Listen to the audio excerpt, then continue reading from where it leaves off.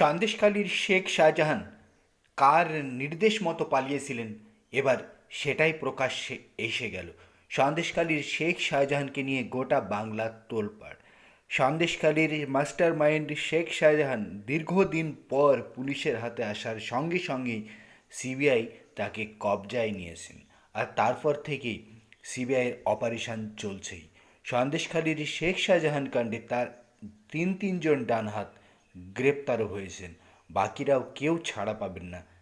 শেখ শাহজাহান বাহিনী যখন রুখে দাঁড়িয়ে ইডির উপর হামলা করেছিল, সেই সময় শেখ শাহজাহানকে পালাতে যিনি নির্দেশ দিয়েছিলেন, সাহায্য করেছিলেন, তার নামটা এবার প্রকাশ্যে এসেই গেল। যে তিনজন গ্রেপ্তার হয়েছেন তার মধ্যে ফারুক আকুঞ্জি, যার নির্দেশে ওখান থেকে ছায়ার মতো সরে যান শেখ শাহজাহান, কিন্তু তার পিছনে আরও বড় মাথা রয়েছে যিনি ফারুক আকুঞ্জিকে নির্দেশ দিয়েছিলেন।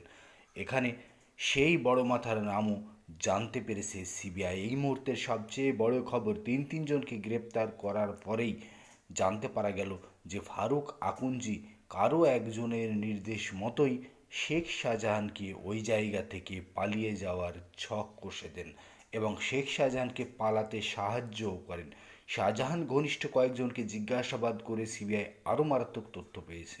এবার আরও দফায় দফায় জিজ্ঞাসাবাদ করে আরও মূল মাথাদের নাম জানার চেষ্টা করছে সিবিআই। ফারুক আকুঞ্জি মূলত যে ব্যক্তির সহায়তায় বা যে ব্যক্তির নির্দেশ মতো শেখ শাহজাহানকে ওখান থেকে পালাতে সাহায্য করেছে, এবার তার পালা।